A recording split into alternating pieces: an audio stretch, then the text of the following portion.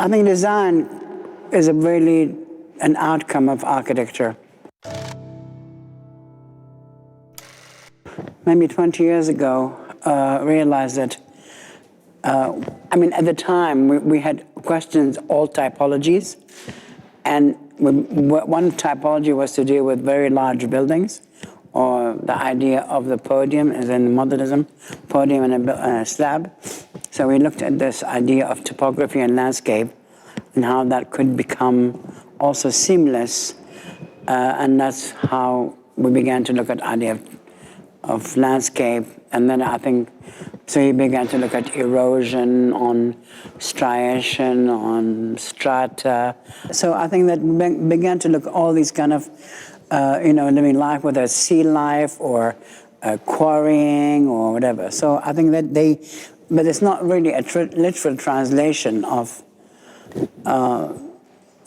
natural forms. It's these were used also historically, like, the idea of the paisley form, but, so that, one can begin to look at these things again.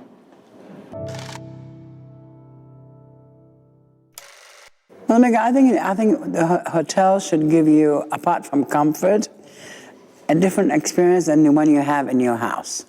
I don't think it should be extension of your house. It should also be comfortable, but it should gives you a window into what could also be possible. Could be kind of like a cave, but I think also like a melted ice or whatever. So within the this idea, and especially now, you can have materiality where you can have something completely continuous and with no lines. And I just think it's rather nice to flow, especially in a very confined space. You find there's too many like cupboards, which then you have to have a door opening and whatnot. It's much nicer to have a feeling of spaciousness. The whole idea was to kind of really make one feel have a bigger space than you have. Well, I think because it was using the kind of this whole idea of using kind of it's seamless, so it's a continuous surface between the bathroom and the cupboard and the bedroom. I actually think it's rather nice. There's no demarcating line between these things, so it's kind of.